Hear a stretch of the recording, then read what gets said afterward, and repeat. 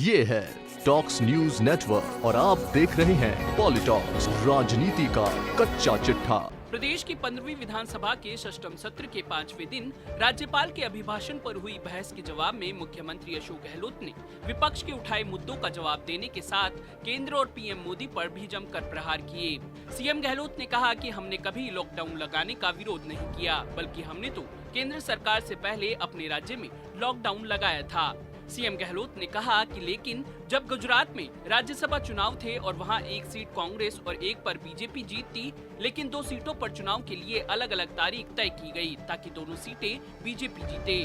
फिर जब गुजरात में हॉर्स ट्रेडिंग पूरी नहीं हो पाई तो 2 दिन पहले चुनाव आयोग ने कोरोना का हवाला देकर चुनाव पोस्टपोन कर दिया। सीएम गहलोत ने तंज कसते हुए कहा, वहीं जब एक दिन पहले शिवराज चौहान का मुख्यमंत्री बनने पर जुलूस निकला तब कोरोना नहीं था, लेकिन राज्यसभा चुनाव के वक्त कोरोना हो गया। सरकारी जांच एजेंसियों के दुरुपयोग को लेकर केंद्र सरकार पर निशाना साधते हुए मुख्यमंत्री अशोक गहलोत ने कहा कि देश में आज भय का वातावरण है। लोग फोन पर बात करने से डरते हैं। किसी से बात करें तो वह कहता है कि फोन काटकर फेस टाइम या अन्य मीडियम से बात कर लीजिए। सामाजिक कार्यकर्ता गिरफ्तार किए जा रहे हैं। जिस देश में यह माहौल हो, लोग डर रहे हों, वहाँ क्या कहा जा सकता है। बीजेपी और आरएसएस पर निशाना साधते हुए मुख्यमंत्री अशोक गहलोत ने कहा कि वर्षों से सुनता आ रहा हूँ, राम मंदिर। आरएसएस और आप गोमाता का नाम लेते हैं, लेकिन हम गोमाता के लिए काम करते हैं। आपने गोमाता का नाम राजनीति के लिए लिया, लेकिन हमने गोमाता के लिए काम किया। हमने पहली बार गोमाता के लिए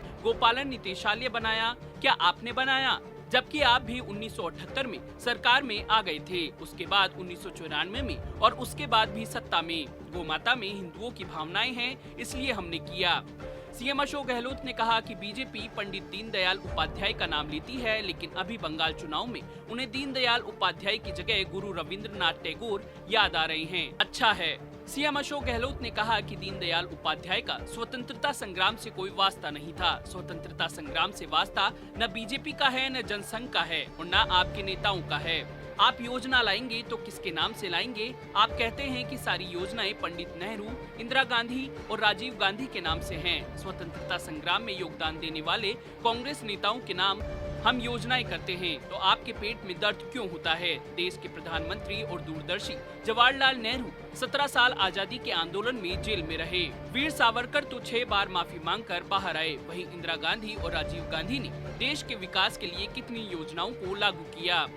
मुख्यमंत्री अशोक गहलोत ने आगे कहा कि आज 3 महीने से ठंड के अंदर दिल्ली की सीमाओं पर किसान आंदोलन कर रहे हैं। बूढ़े, बच्चे और महिलाएं वहां उनके साथ बैठे हैं। उनकी कोई सुनवाई ही नहीं कर रहा है।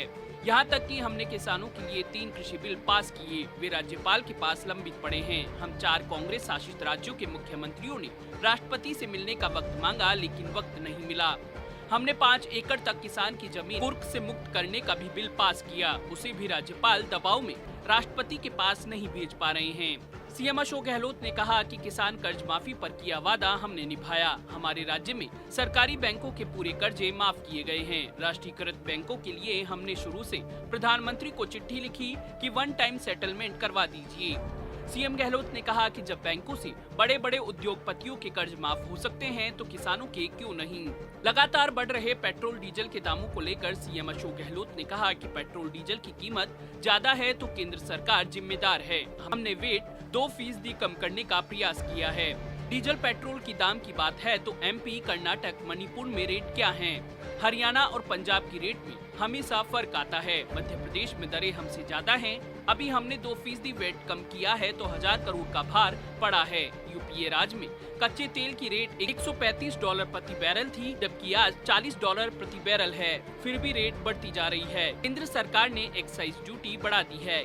केंद्र ने डीजल पेट्रोल पर सब ड्यूटी बढ़ा दी, जिनका राज्यों को हिस्सा नहीं मिलता। ईस्टर्न राजस्थान केनाल प्रोजेक्ट यानी ईआरसीपी को राष्ट्रीय परियोजना घोषित करवाने के लिए मुख्यमंत्री अशोक गहलोत ने बीजेपी विधायकों से सहयोग मांगा। सीएम अशोक गहलोत ने कहा कि ईआरसीपी को राष्ट्रीय परियोजना का दर्जा देने का वादा प्रधानमंत्री 2 बार कर चुके हैं। ईआरसीपी 13 जिलों में पानी पहुँचाने की परियोजना है। इसे राष्ट्रीय परियोजना का दर्जा मिलना जरूरी भी है।